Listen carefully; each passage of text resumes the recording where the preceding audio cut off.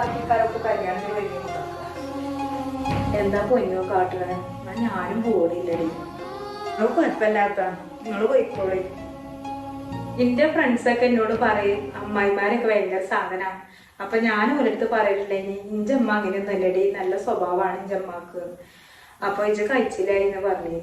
അപ്പൊ എന്റെ വീട്ടില് സ്വത്തും മുതലൊക്കെ ഉള്ളതുകൊണ്ടാണ് അമ്മ എന്നെ സ്നേഹിച്ചതെന്നില്ലേ ഇജ വന്നിട്ട് അവിടുന്ന് മുട്ടങ്ങോട്ടാണ് ഞാൻ മനസ്സിലാക്കിയത് മോളെ. ഉമ്മാരുടെ ഉള്ളിൽ ഇങ്ങനത്തെ ഒരു മനസ്സുണ്ട് എന്നുള്ളതേ ഇജ വന്നതിന്റെ ശേഷമാണ് എനിക്ക് മനസ്സിലായി തുടങ്ങിയത്. ഇതിങ്ങനെ എവിടെ ഒറ്റ പോകും എന്നെ അറിയില്ല.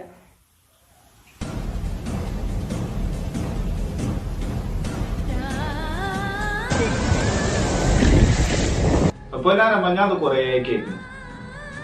നിങ്ങൾ എന്തിനാ തൊഴിലിനെ പിടിച്ചിട്ട് മുഴുവൻ ഇവിടെ ഇങ്ങനെ കുറ്റം പറയാൻ നിൽക്കണേ?